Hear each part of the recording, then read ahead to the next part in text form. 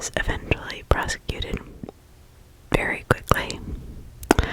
I'm going to give a disclaimer. So anybody under the age of 14, true crime is a very sensitive area. So even then, please always watch with the understanding that this is true crime and it deals with death. It deals with gore and inappropriate things for many people. And if you have any triggers to death of children or kids or anything like that, this is not the story for you.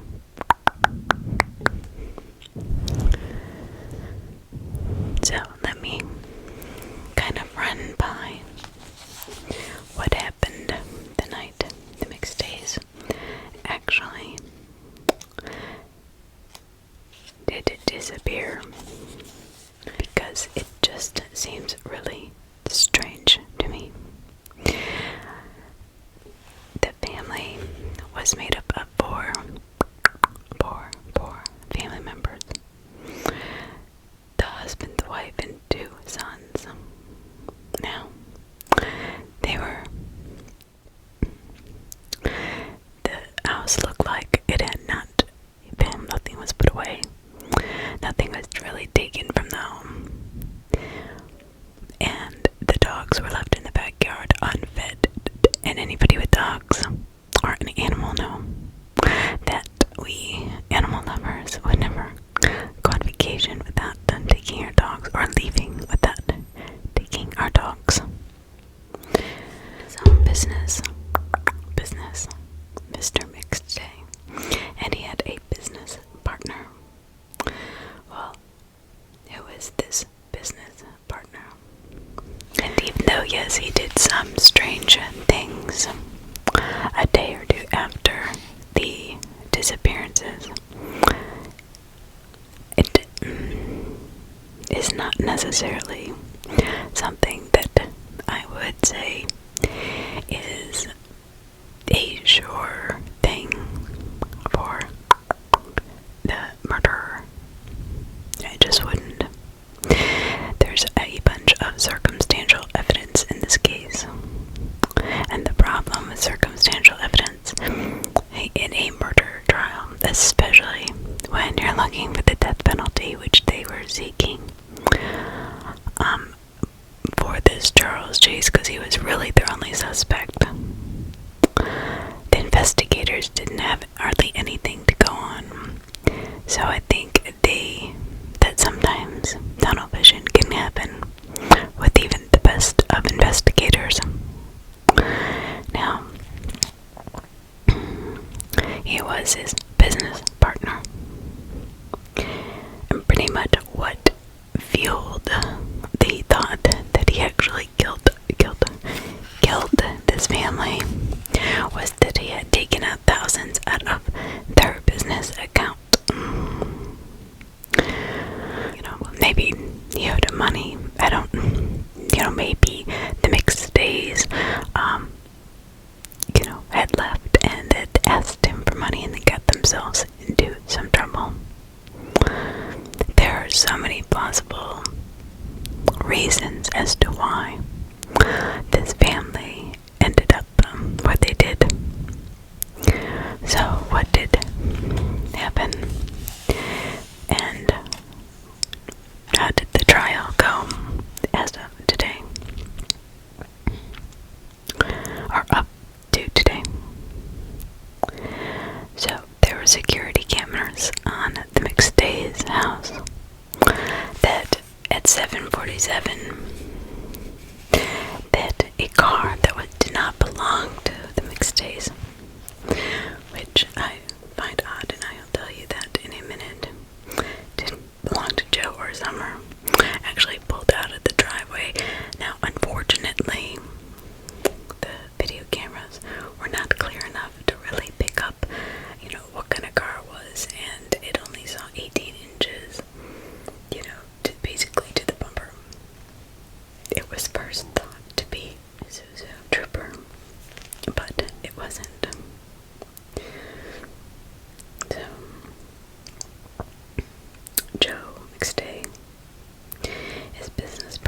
was interviewed. And he said that he had gotten a call at 8:28 p.m.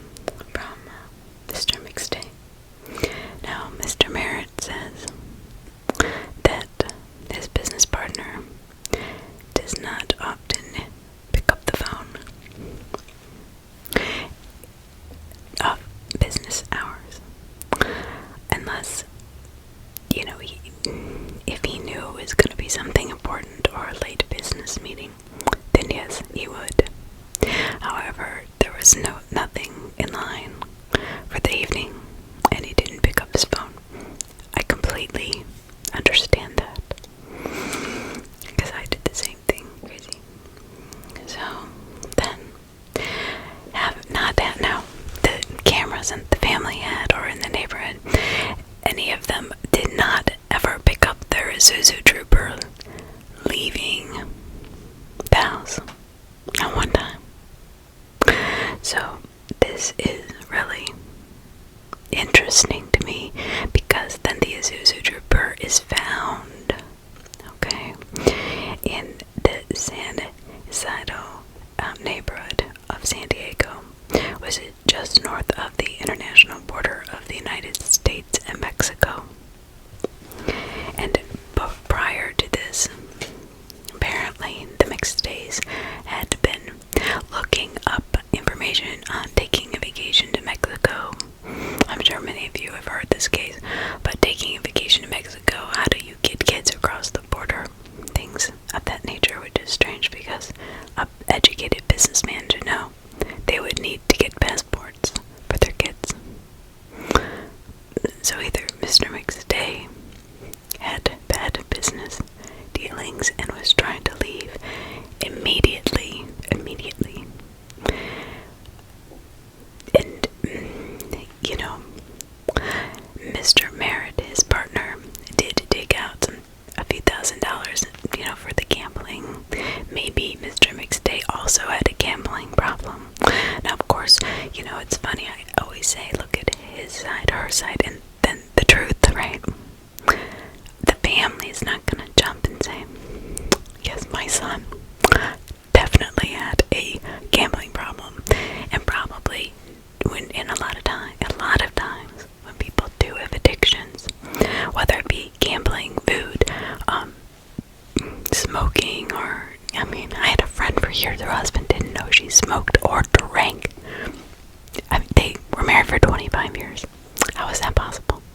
When they got divorced, she just smoked and drank in front of him because she didn't care. I was like, how does he not know this? But it happens, people, I'm telling you. So, maybe Mr. McStay did have a gambling problem.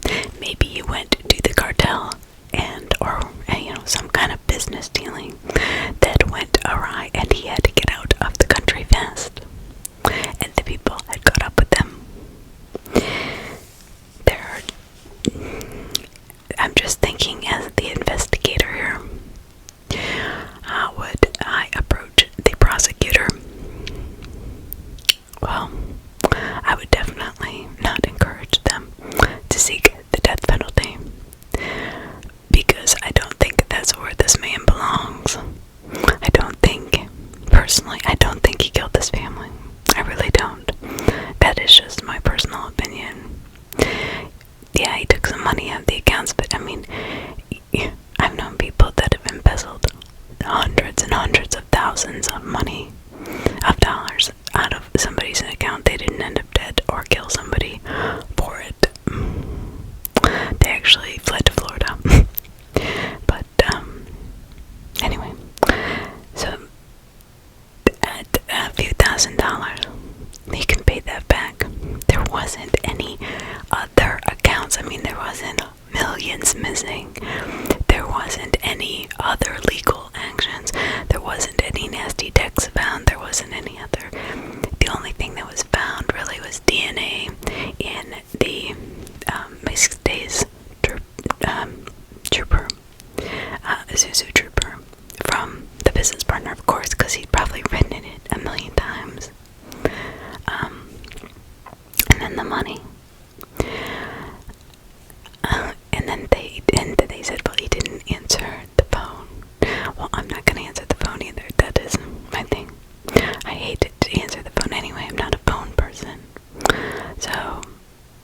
he really wanted to get a hold of, like, I'm thinking, like, Merritt. So if my business partners really needs to talk to me, he'll text me first, right? I mean, we're talking about 2010. This is in 1980. So he probably thinking everything's fine.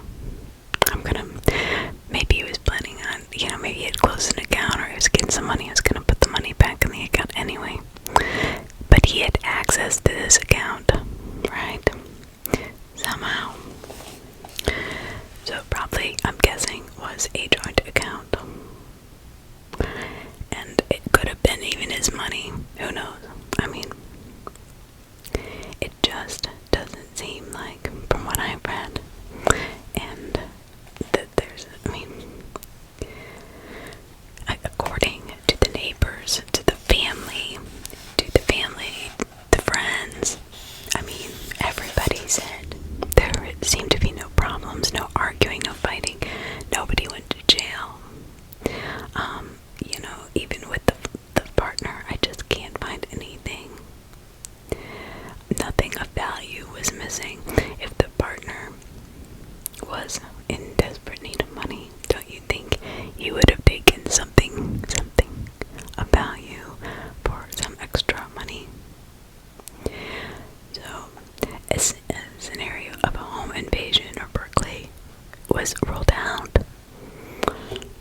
However, they're blaming Merritt for burglarizing, I guess, their accounts. I don't know.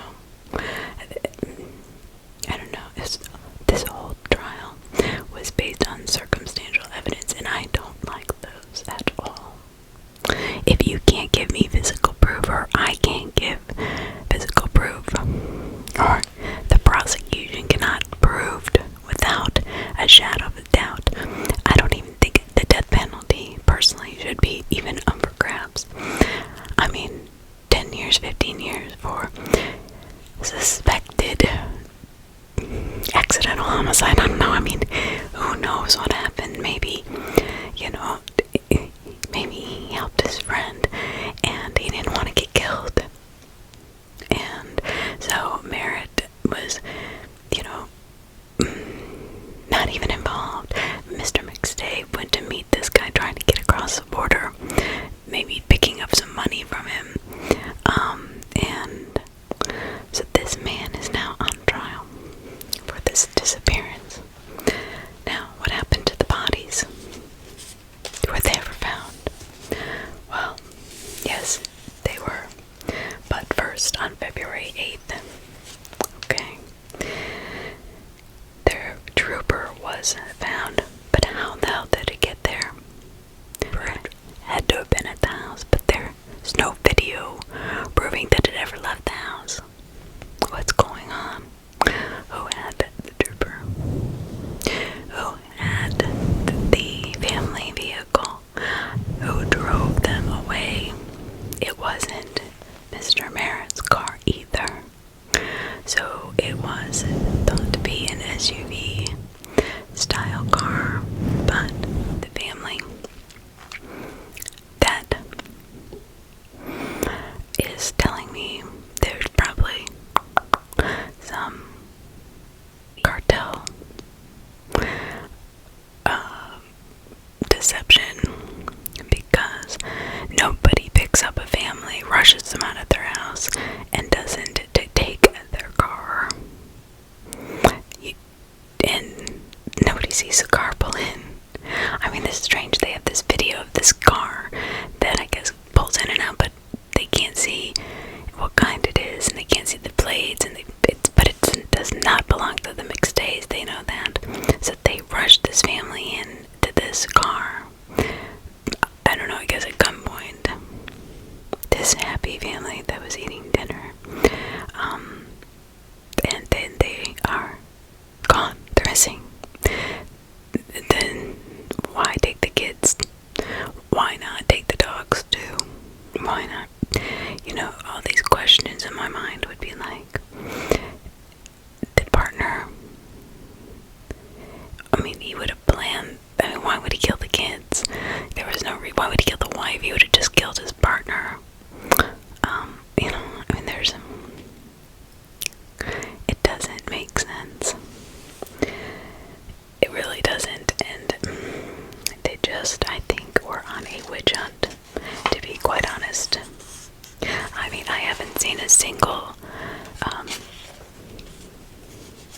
single piece of evidence, even circumstantial, that comes close to proving burden of proof. So,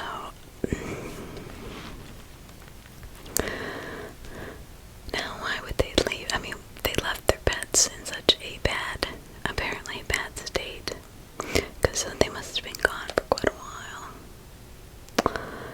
And then their car is found outside of Tijuana, which is known for drugs, cartel, strip clubs, illegal activities. I mean, that is bizarre. And a lot of people go through Tijuana to get drugs and to get new IDs just to keep that in. I mean, they're uncovered. The police said here, quote, they uncovered a clue that once more turned the investigation upside down. A forensic search of the family's computer revealed that on January 28th, internet searches were made about travel to Mexico. Specifically, what type of documentation children would need to enter the country. Well, passports. That's been since 9/11. I mean, even in Canada and the Bahamas back before 9/11, you know, we could go into the Bahamas, Canada, or Mexico with kids. But here, maybe they had to leave town quickly for more ominous reasons. That is truly what I think. I mean, they were known to be free spirits, so maybe the situation was not so nefarious. But having this family that just up and disappears, leaves their dogs for dead, something happened. And it doesn't really seem like a cartel. Like, you know, as an investigator, I wouldn't think immediately cartel, but you never know.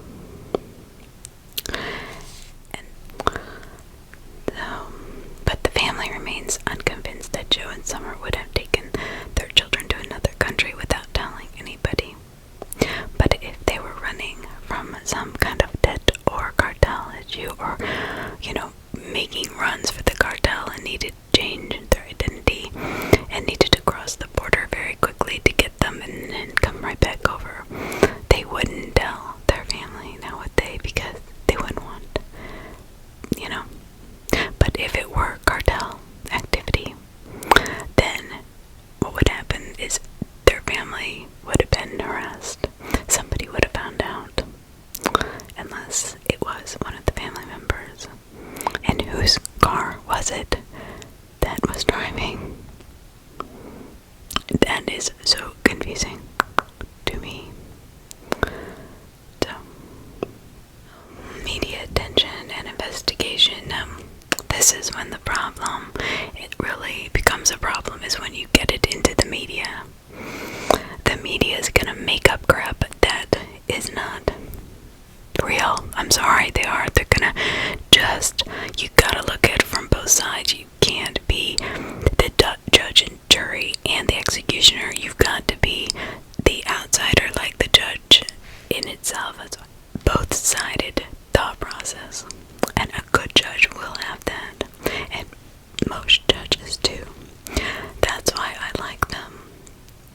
You know, some judges have been found to be corrupt, but for the most part, they're pretty good.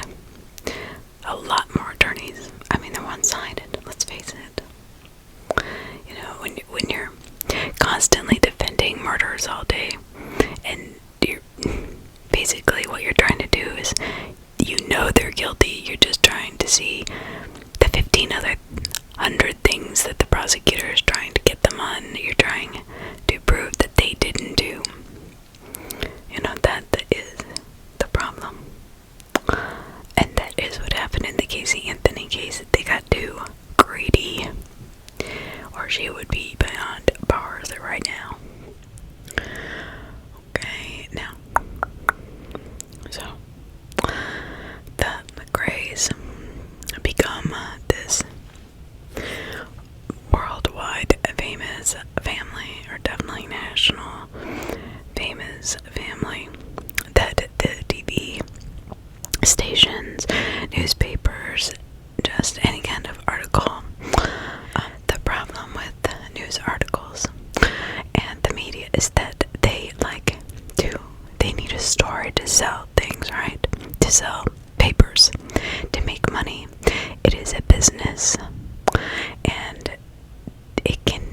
sensationalize anything.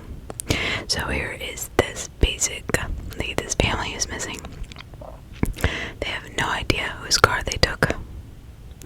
It wasn't theirs, yet their car was found mysteriously near the border of Mexico.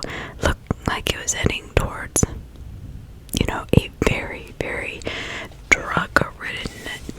Tijuana is just known for this kind of activity. But here, who's left? There's no other suspects. Everybody said, oh, the family was wonderful. They never had any problems. They didn't, their children, they would have never left their dogs. They would never have told them. Basically, the family is just shocked that their loved ones would disappear. So it has to be, right, the business partner. So, America's Most Wanted was a show.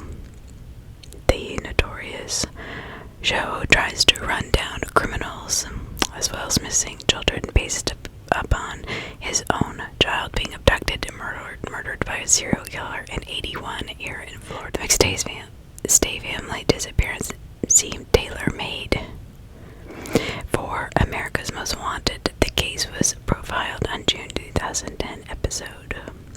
A number of viewers called in the tip line after the episode was aired and listened to what they had to say. But unfortunately, they all turned out to be dead ends. Okay, if this family was so well loved and known, somebody would know something. Poor people just don't disappear in the middle of dinner with neighbors and people around them.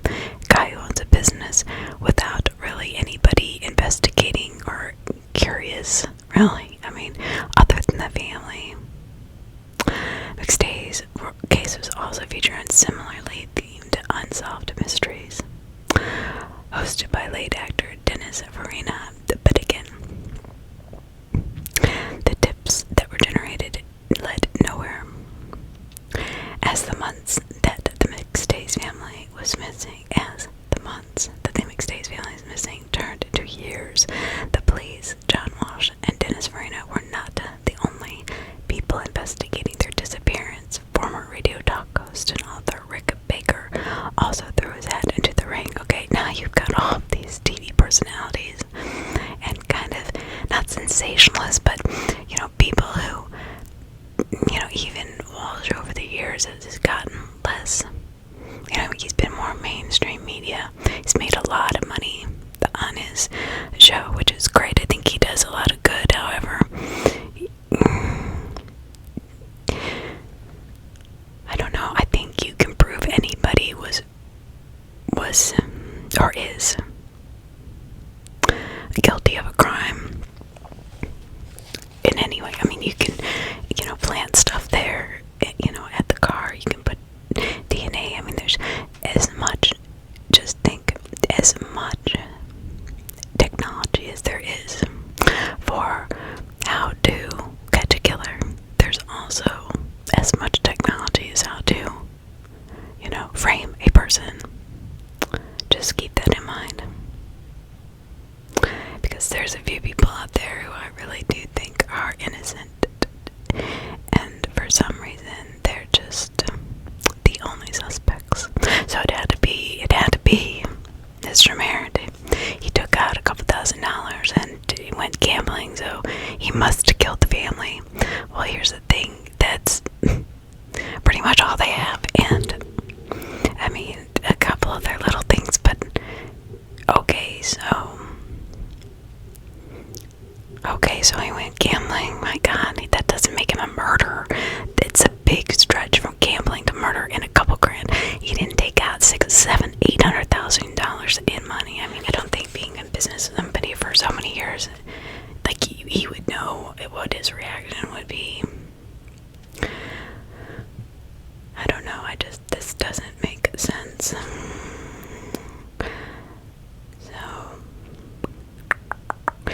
So as they're interviewing friends, family, potential witnesses, it came across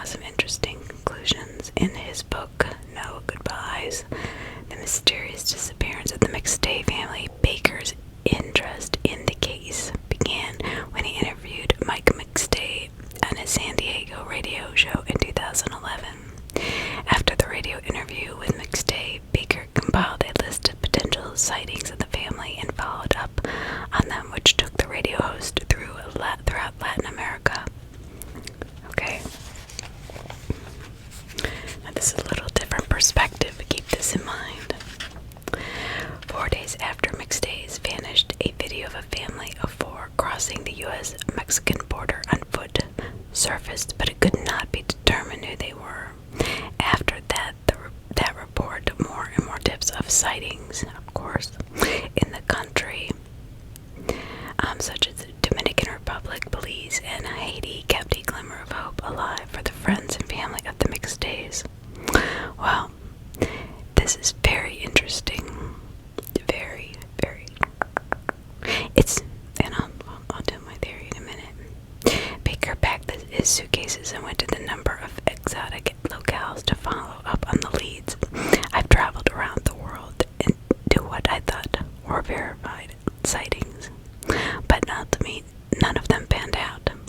The supposed Latin American connection led many to believe that violent cartels may have been responsible for the family's abduction, even though there were no signs that either of the parents owed drug debts.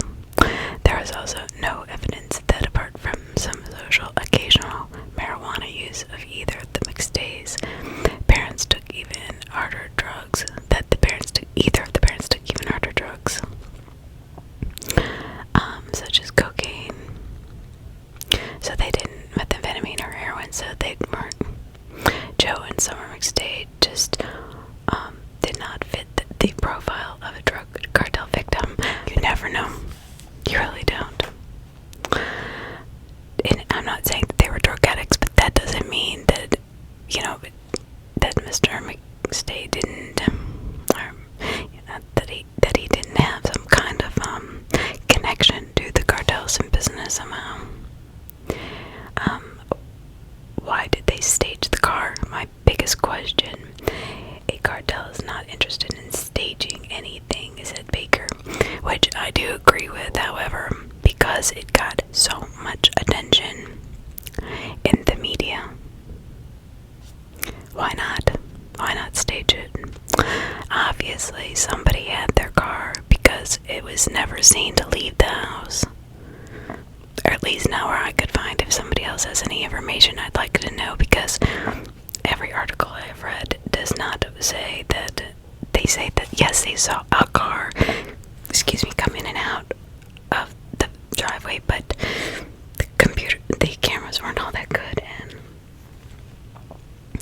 they couldn't prove. It was definitely not the McStays, but they couldn't prove that it was anybody they knew's car. But yet, the McStay's car shows up on the border of Mexico. Apparently staged, I guess. I don't know. So then, of course, here comes the suspect that we were talking about earlier. Charles Chase Merritt, now 59 years old, was a friend and occasional business associate of Joe's. The two men worked on a number of projects in the area, installing fountains, which was Joe's specialty, and were generally known to get along well. So everybody thought they got along well.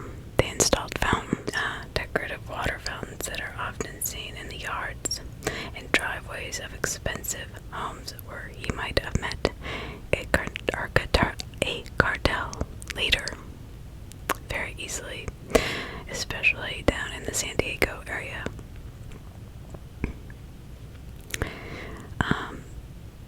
And he specialized and he was able to provide for his family. Business slowed during 2008 and 2009, so just before, as it did for the entire construction industry nationwide, which is true. Now, that tells me that he was looking for another source of income. Maybe he had an ex-client that could help him out, and things went south. You never know. Believe me, weirder things have happened. Disappearance business was picking back up. So Joe was finally able to start saving some money again for his family, and he was also able to hire more employees.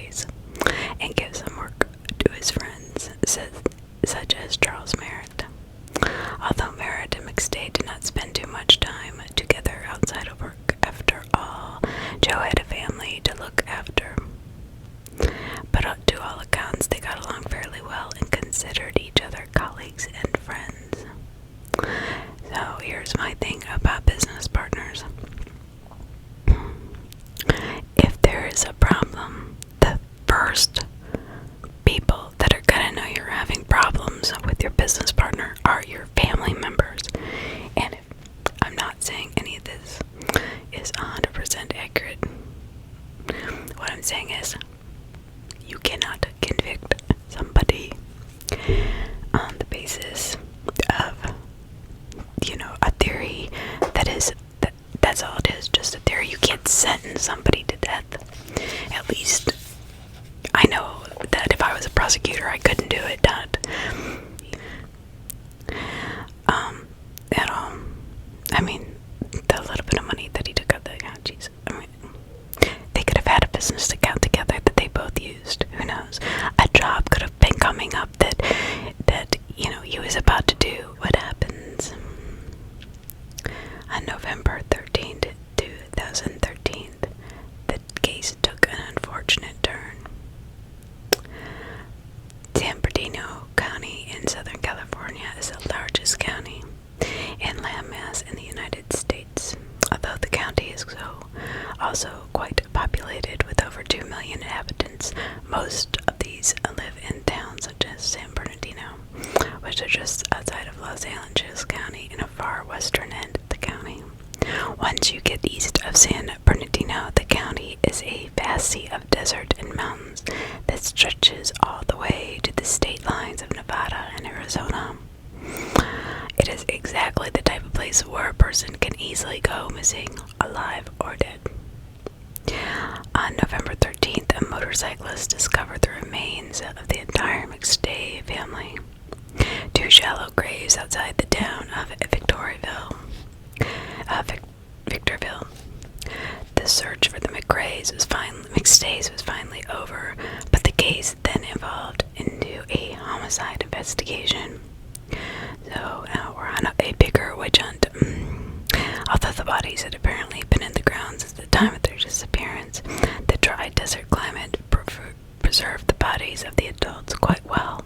An autopsy determined that the parents, and more than likely the children as well, were killed with blunt force trauma to the head. Although, and this is kind of strange to me, the bodies of the children were too degraded to tell for sure, but the parents weren't. Why would the children be so far gone, like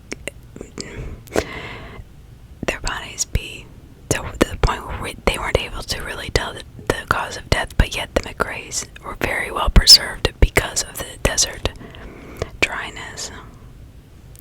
That seems a little strange. A sledgehammer recovered from one of the graves was probably the murder weapon. So you're telling me that one person took a sledgehammer and killed all 4 victims without one of them running away or getting away or causing some kind of ruckus? Because obviously they had been killed somewhere, but they weren't killed in his partner's house. They weren't killed in the desert. It was just there. They weren't killed in a car. I mean, they like it. So Charles Merritt was arrested the next day for the family's murder, and in pretrial hearings it was revealed that the police had amassed a mountain of evidence on him during their investigation. Much of the evidence against Merritt is circumstantial, but it is voluminous and appears quite damning. Now why? Why is it so voluminous? Because, there's not, a lot of it. The investigation into Merritt's background discovered that he contracted with a modest income, like to spend several days at a time at the area casinos, okay? So he had a gambling problem, and Merritt was not winning. Okay, but you don't kill people. There's a big difference. I think sometimes the media and the prosecutors get so caught up in, oh my god, he took a few $1,000s, even if it's 10 or 20 grand. Oh my gosh, and then he's gonna go murder the entire family. I mean, that is a completely different person, a mindset. you don't work with somebody for years and have the same gambling problem that you always have had, go through rough times, and then have a guy that has given you work in the past is now giving you work currently, and then kill him because basically you're killing your golden egg. This is not making sense. To pay for his gambling losses, Merritt wrote over $21,000 in checks. Okay, but how did he get the checks? Alright, so they to McStay's business account, and I guarantee you that either McStay had given him some checks, and he just had it, and he was like, this guy's been gone, he's not coming back, why don't I just take out this money and pay my debts, so they don't come after me. So then anyway, checks on McStay's business account, and then canceled McStay's QuickBooks accounting membership on February 8th, 2010. The date that McStay's Isuzu was discovered near the international border. Okay, so what does that mean? So he wrote over $21,000 in checks and then canceled McStay's QuickBooks accounting membership, probably because he had to go through QuickBooks to print out the checks because he didn't have physical checks, and he probably canceled the account because it cost money. It wasn't his car, it wasn't any of the McStay's car, so $21,000 is enough to kill somebody over. And it could have been that was the account that McStay had set up for him, and he was gonna pay him cash out of it, or just work with a debit card. Maybe he didn't have his debit card and he needed to write checks, and he only had electronic checks.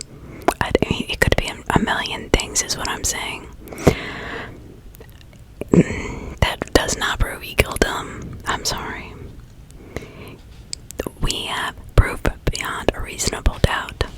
I don't see proof beyond a reasonable pair of underwear at this point.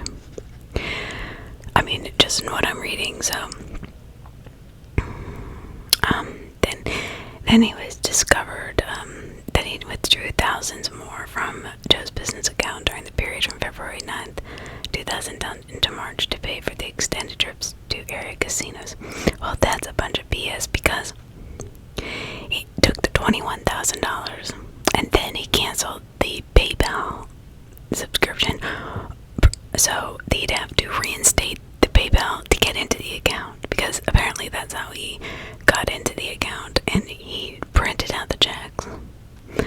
So he just probably cashed the checks he had. Okay. I mean, you don't cancel it the day before and then the next day you write more checks. That doesn't make any sense. And it doesn't tell how much he withdrew. It doesn't really. He just said that he discovered that he withdrew thousands more from Joe's business account during the period from February 9th well into March to pay for extended trips to area casinos. Maybe that's what they record, because now remember, okay, a subscription trial or a period, well, if you owed me $100,000 for the job and I took out 50, and that was my commission anyway, what would it matter? I don't know. And a lot can be manipulated when you're adding. I mean, he would have to have so much information. Merritt's DNA was also recovered from the family's Isuzu. Well, yeah, because he had most certainly been in there at least once or twice. I don't know, he said that what broke the straw in the camel's back of circumstantial evidence is when the, I guess, this,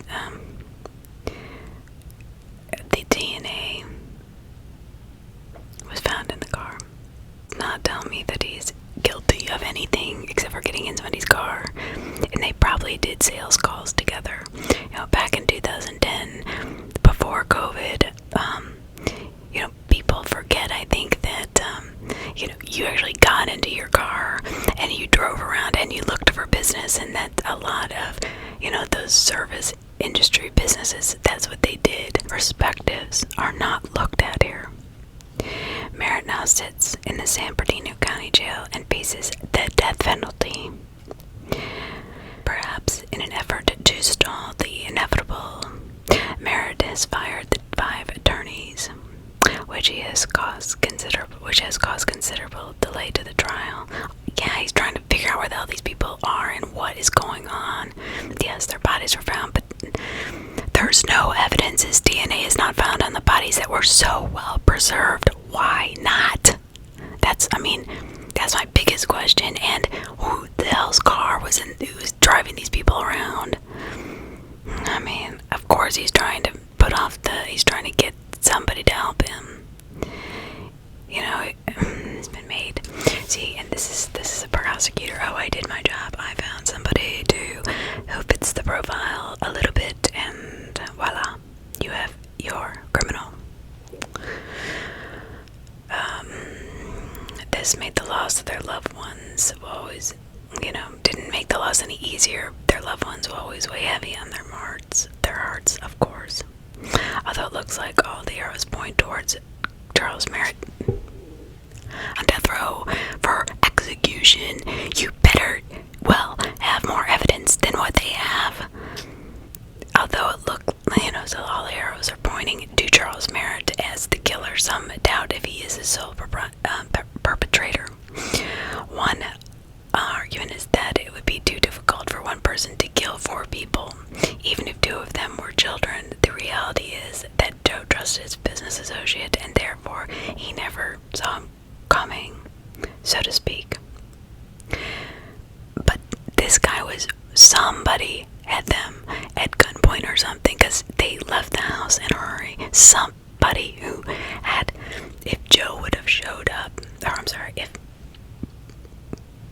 Mr. Merritt, Charles would have shown up at the house, and there would have been a struggle, because they knew each other so well, to get that family in the car like that and get them into a strange car and let them leave their dogs, leave their food. It had to have been a family member or somebody who had more control over them.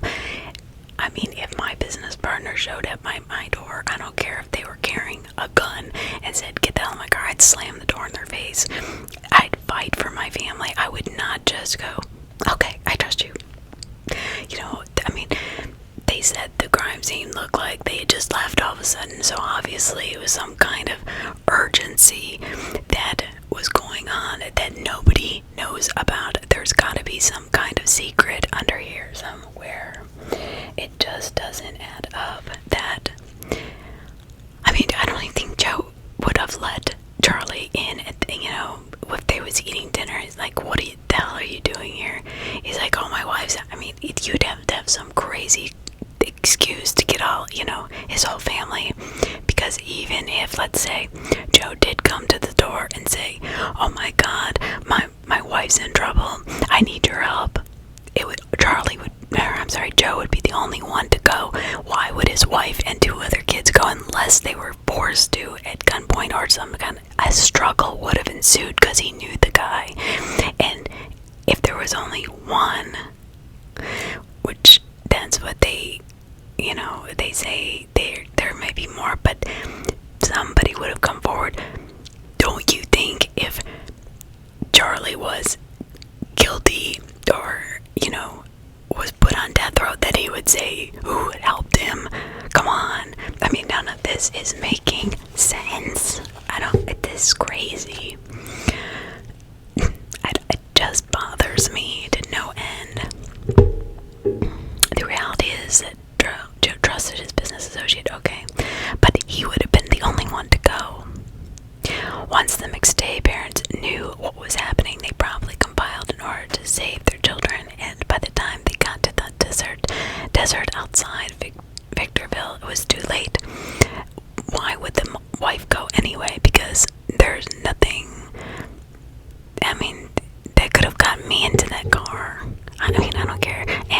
kids during that time of night. 7:45, my kids are going to bed.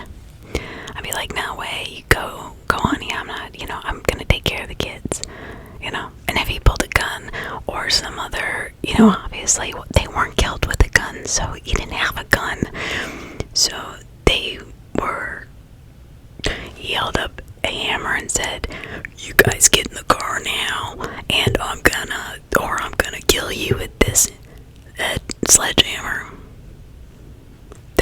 I'm sorry, what? I would have slammed Thorne's face and been like, you need to go see a therapist. They didn't have any DNA on the murder weapon. They didn't have any DNA on the bodies. They didn't have, so 20 grand toll money from you. Does that mean, I didn't think I was gonna pay you back? They had done business together a long time. I'm sure this isn't the first time that, Mr. Merritt took money from him. I don't know, it just sounds really bizarre to me, this whole case. Once the McStay parents knew it's having in the case, I just want to read this because I just don't see where they came, because then I have another source I want to bring up. So, in a case as strange as the McStay family disappearance, conspiracy theories are bound to take hold. Well, yeah, because there's a million of other plausible outcomes. And even if Merritt is convicted and put to death, which he was, by the way, he wasn't put to death, but he was convicted to death, some will continue to doubt that all the facts have come to light. They haven't. The true tragedy of the McStay murder case is that they involved the murder by someone they trusted who killed them for the oldest motive known to man, greed. Nobody's gonna kill anybody for 20 grand if you really... And this is bizarre too. So he is convicted and put, to death. That's what his sentencing is. This doesn't make any sense. I'm sorry. The man had no criminal background. Okay, now I just wanted to go over another source with you because I found this to be crazy as well. So this is on CNN. This family is a beautiful hippie. He just looks like a cool cat. And there's nothing in here that, where are the evidences that Merritt, is alibis? How can you be stealing and killing at the same time? How can you be burying people and going to the casino? So if he's at the casino, which they said he was the whole time when these people were killed, how is that possible that he was doing two things at the same time? Because it was over 100 miles away. So if he was a gambler, I guarantee you he's gonna be at that gambling place. I'm sorry, people can accuse you of something, but they've got to look at it from that addict's perspective. He's not going to be killing a family for 100 grand, even if he can get into their accounts. Maybe he said, okay, this family's gone to Mexico, it looks like, or whatever, hey, I'm going to take advantage of this because I'm an addict. I'm going to steal some money, but that doesn't mean he killed them. I don't see. I'm not even a conspiracy theorist. I don't believe in that. I really am not. Conspiracy theories, there's the funny thing about them is that there's really no conspiracy theories. When a conspiracy theory comes to light, it probably or usually means there's other evidence that is plausible enough to be the truth. That's all that means. So you can call it whatever you want, but when you've got enough evidence proving something else, one side of their mouth they're saying, oh, he was an addict, he was at the casinos every day for 2 months or a month and a half. Well, when in the hell did they have time to go get the family, beat them up, hide all the evidence, clean everything up, and be at the casino? I don't see any, all casinos, and I know cameras. So where are those? He was probably waiting for some damn attorney to come up with, it's harder to get them from casinos where, they're saying that all he did was gamble. However,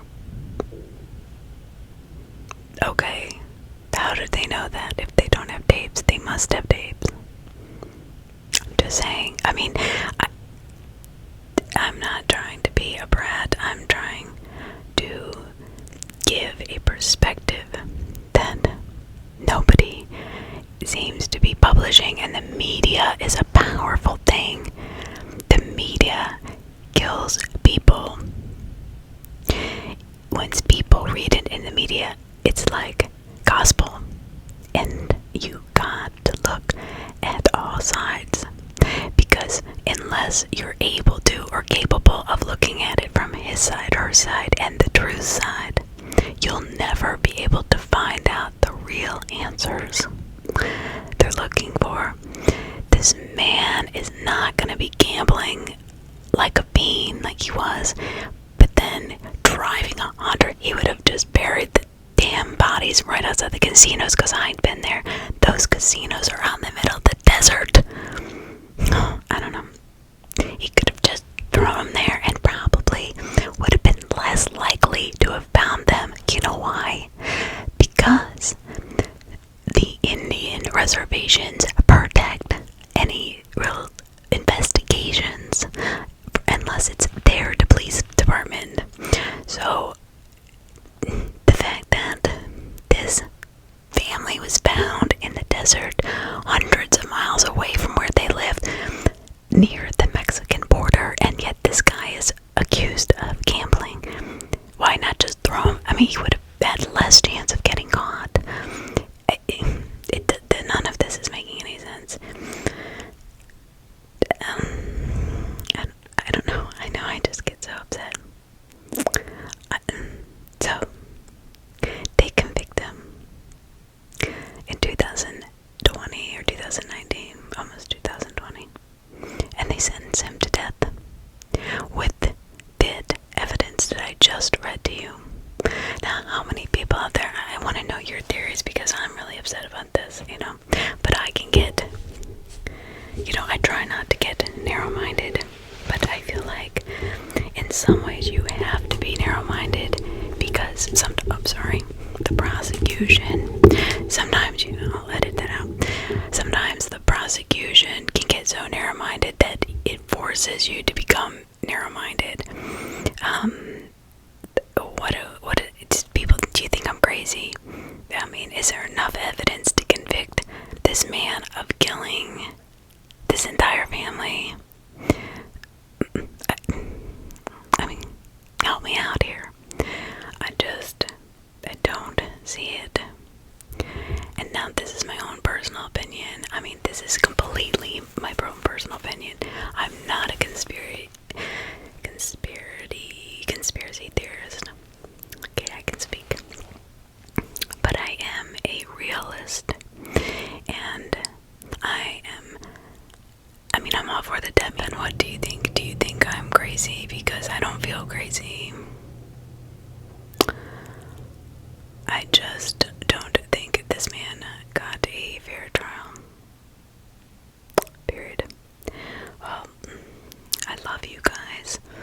Thank you for all your subscribes, all your likes, and your comments. I love them.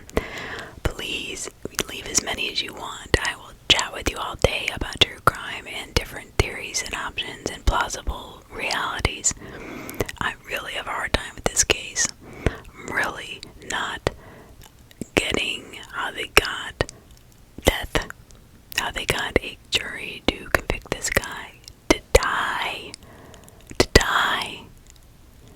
beyond a reasonable doubt. People, we're in the United States, right? So beyond a reasonable doubt, this guy had to be guilty. Come on, not even a political thing, it's just like the views out there. People are so cool and they're so relaxed. They've